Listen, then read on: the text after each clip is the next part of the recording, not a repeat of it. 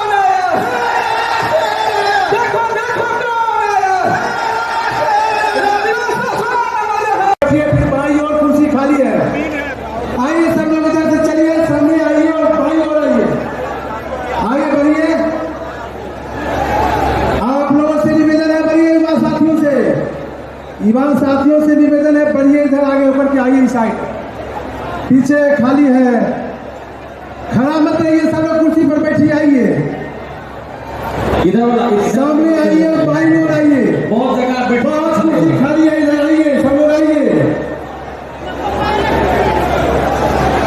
शिक्षा की बात कर ले, चिराग पासवान बिहार में लाख कारखाने खुलवाने की बात कर ले, बिहार की विधि व्यवस्था को बेहतर करने की बात कर ले, कानून को मजबूत करने की बात कर ले, अपराधियों पर शिकंजा कसने की बात कर ले, पर हकीकत है चिराग पासवान अकेला कुछ नहीं कर सकता।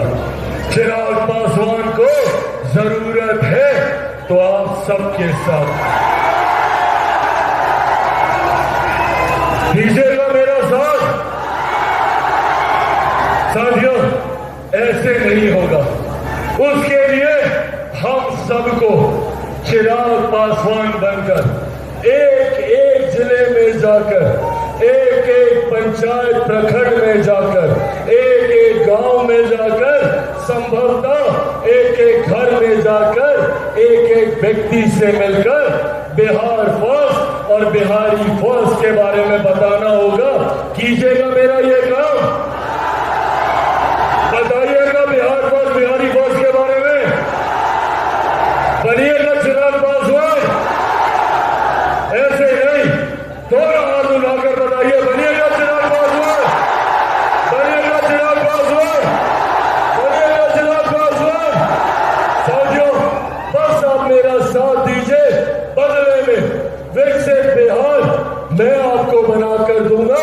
एक ऐसा बिहार बनाकर दूंगा जहां बिहारी बिहार से बाहर नहीं जाएंगे, जहां दूसरे राज्य के लोग बिहार आएंगे शिक्षा के लिए, बिहार आएंगे रोजगार के लिए, बिहार आएंगे स्वास्थ्य सेवाओं के लिए। ये बिहार मैं बनाकर दूंगा। बस आप मेरा साथ दीजिए, ये वादा मैं आपसे करके जाता हूं। साथियों, आज आप लोग यहाँ इतनी भारी संख्या में मौजूद हैं, ये मेरे उस विश्वास को बढ़ाता है कि अब बिहार फर्स्ट और बिहारी फर्स्ट बनने के लिए तैयार है। आज यहाँ पर आए हुए 6 जिलों से अलग अलग तमाम हमारे साथी, नवादा से, नालंदा से, औरंगाबाद से यहाँ पर आए, गया जी के हमारे तमाम स्थानीय साथी यहाँ पर आए हुए, तमाम जिलों से, अरवल से, जहानाबाद से आए हुए तमाम साथियों का मैं यहाँ पर हृदय से आभार प्रकट करता हूँ। और मौजूद यहाँ पर हमारे तमाम कार्यकर्ता साथियों का भी मैं धन्यवाद करता हूँ, जिन्होंने इस खूबसूरत कार्यक्रम को आयोजित करने का काम किया। मैं हमारे बिहार के प्रभारी, हमारे बिहार के प्रदेश अध्यक्ष का, हमारे बिहार के हमारे तमाम सांसद गणों का, मौजूद यहाँ पर हमारे तमाम राष्ट्रीय पदाधिकारियों का, मौजूद यहाँ पर हमारे तमाम प्रदेश के पदाधिकारी साथियों का, मौजूद यहाँ पर हमारे तमाम उपाध्यक्षों का, मौजूद अलग अलग प्रकोष्ठों के तमाम हमारे प्रदेश अध्यक्ष का, और इन 6 जिलों से आए हुए हमारे सारे आदरणीय रामविलास पासवान जी के विचार हो। जिस गठबंधन में लोक जनशक्ति पार्टी रामविलास शामिल हो, आज आप लोगों के सामने गया जी की इस पावन धरती से आप लोगों के सामने ये वादा आप लोगों से करके जाता हूं कि जब तक चिराग पासवान जिंदा है, न आरक्षण को कोई खतरा है, न संविधान को कोई खतरा है। पर हाँ, खतरा है तो इन विपक्षी दल के नेताओं से, ऐसे राजद कांग्रेस के नेताओं से जो बात बात पर हम लोगों को बांटकर अपनी राजनीतिक लाभ उठाने का प्रयास करते हैं। साथियों, आज जब बिहार फर्स्ट बिहारी फर्स्ट महिलाओं के सम्मान की बात करता है, बुजुर्गों के सम्मान की बात करता है, युवाओं के हक की बात करता है, किसानों की बात करता है, मजदूरों की बात करता है, तो इन लोगों को बिहार फर्स्ट बिहारी फर्स्ट को समाप्त करने की साजिश रचने का काम करते हैं। ये लोग नहीं चाहते कि चिराग पासवान एक सांस में 14 करोड़ बिहारियों की बात करे। ये लोग नहीं चाहते कि चिराग पासवान बिहार को फर्स्ट और बिहारियों को फर्स्ट बनाने का काम करे। और उसके लिए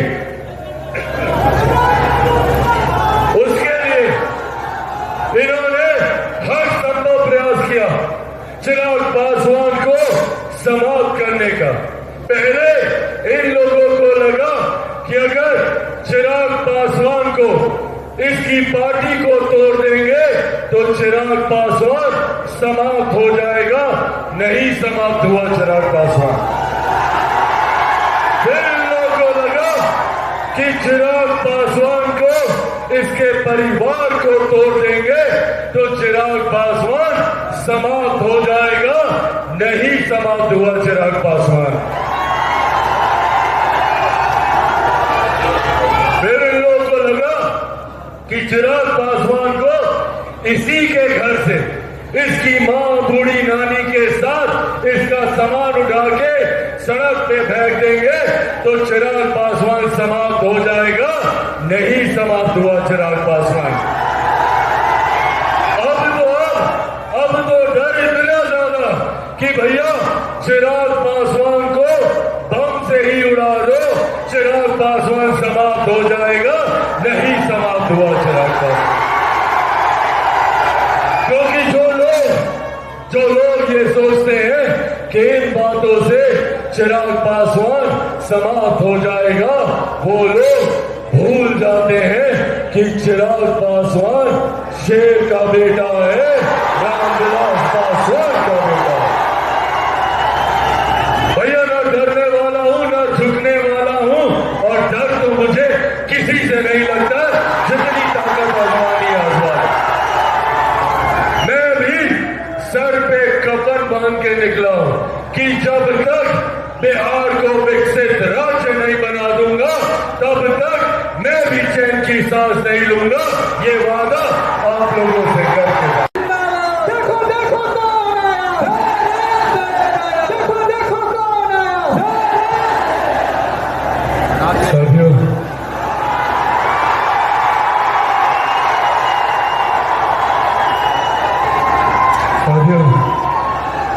आज आप लोगों के बीच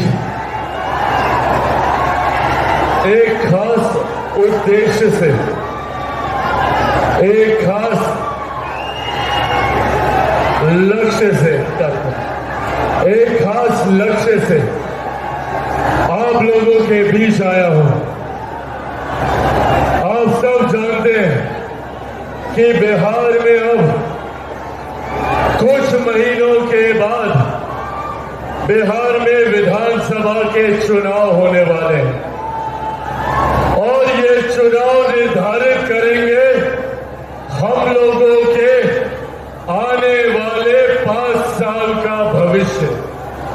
ऐसे में जब हम लोग इस चुनाव की दहलीज पर मौजूद हैं, कई ऐसी जानकारियां हैं जो मेरे लिए आप सबके साथ साझा करना जरूरी है। आज भी आजादी के 75 साल के बाद भी आज भी हम लोगों को इस बात की तकलीफ होती है कि भैया क्यों बनिस्बत बाकी राज्यों के हमारा बिहार एक विकसित राज्य नहीं बन पाया। क्यों आज भी छोटी छोटी मूलभूत जरूरतें हम लोगों के लिए सबसे बड़ी समस्या बना हुआ है।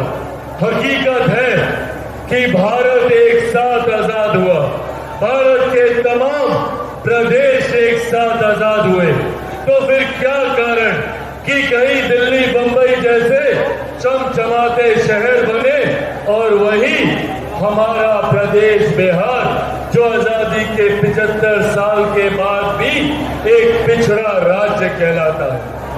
कौन लोग जिम्मेदार हैं, किनकी जवाबदेही है? ये चुनाव वो जवाबदेही तय करने का समय है। ये चुनाव वो जिम्मेदारी को स्थापित करने का समय है और उन लोगों को, जिन लोगों ने बिहार को आजादी के 75 सालों के बाद भी बिहार को पिछड़ा बनाए रखा, उन लोगों को जवाबदेह करने का समय है। साथियों, आज सबसे बड़ी विडंबना हमारे राज्य की जिस तरीके से हम लोगों को बांटा जाता है। अब चले जाइए भी दूसरे राज्य में उस राज्य के लोग एकजुट होकर, एकत्रित होकर अपने राज्य के विकास की बात करते हैं। पर दिक्कत ये कि हमारे राज्य में कई ऐसे राजनीतिक दल और कई ऐसे राजनेता हैं जो हमें सिर्फ जात पात धर्म मजहब में बांटने की राजनीति करते हैं। हमें बांटकर वो अपनी रोटियां सेकने का काम करते हैं। बिहार की एक पुरानी पार्टी जिसको लंबे समय तक 15 साल तक मौका दिया बिहार की सत्ता में काबिज होने का, बिहार की जनता ने लगातार 15 साल तक राष्ट्रीय जनता दल उनके नेताओं पर विश्वास किया। पर बदले में उन्होंने क्या किया? बदले में हमें सिर्फ जात पात धर्म मजहब में बांटने का काम किया। वो बांटते गए, हम बंटते गए। वो अपनी राजनीतिक रोटियां सेकते गए और हमारे घर बर्बाद होते गए। आज कितने घर से वो हमें जातीयता और सांप्रदायिकता में बांटकर अपनी राजनीतिक रोटी सेकने का काम करते हैं। क्या कहते हैं राष्ट्रीय जनता दल वाले कि हमारा MY समीकरण है। क्या है भैया MY समीकरण? सांप्रदायिकता और जातीयता में प्रदेश को बांटने के नाम को इन्होंने MY समीकरण कहने का काम किया। साथियों, अगर इनका MY समीकरण है तो हम लोगों का भी MY समीकरण है। पर हमारे MY समीकरण में M से महिलाएं हैं और Y से युवा है। ये हमारी ताकत है। युवा जो देश की सबसे बड़ी आबादी है और महिला जो देश ही नहीं दुनिया की आधी आबादी है। साथियों, इसकी सोच के साथ बिहार फर्स्ट, बिहारी फर्स्ट आगे बढ़ने का काम कर रहा है। हम चाहते हैं कि बिहार की हर एक महिला, हर एक बच्ची, हर एक बेटी, हर एक बहन को उसका हक, अधिकार सम्मान के साथ मिले। बिहार फर्स्ट, बिहारी फर्स्ट चाहता है कि मेरे प्रदेश के युवाओं को शिक्षा के लिए, रोजगार के लिए बिहार छोड़कर बिहार से बाहर ना जाना पड़े, बल्कि आपको बेहतर शिक्षा, बेहतर रोजगार अपने ही राज्य में मिले, अपने ही जिले में मिले, अपने ही प्रखंड, अपनी ही पंचायत, अपने ही गांव में मिले। इस सोच के साथ बिहार फर्स्ट और बिहारी फर्स्ट आगे बढ़ने का काम कर रहा है। पर इन लोगों ने, पर इन विपक्षी दलों ने हम लोगों को एकजुट होता देख साम दाम दंड भेद पूरी ताकत आजमा दी कि किस तरीके से पुनः हम लोगों को बांटा जाए। बात बात पर हम लोगों को डराने का काम किया। बात बात पर हम लोगों के बीच डर और भय का माहौल उत्पन्न कर हम लोगों से वोट लेने का प्रयास ये राजनीतिक दल करते रहे। आज जब मैं गया जी की धरती पर यहाँ पर मौजूद हूँ, याद कीजिए वो लोकसभा का चुनाव, क्या कहते थे ये विपक्ष के दल नेता, ये राष्ट्रीय जनता दल, कांग्रेस वाले, किस तरीके से लोकसभा के चुनाव में हम लोग को डराने का काम करते थे। कहते थे कि भैया अगर केंद्र में तीसरी बार एनडीए की सरकार आ जाएगी तो आरक्षण समाप्त कर दिया जाएगा, लोकतंत्र की हत्या कर दी जाएगी, संविधान समाप्त कर दिया जाएगा। आज 1 साल से ज्यादा हो गया हम लोग की केंद्र की सरकार को। बताइए किसका आरक्षण छीना गया, कहां का लोकतंत्र खत्म हुआ, या किसका किस देश का संविधान समाप्त कर दिया गया। साथियों, जिस गठबंधन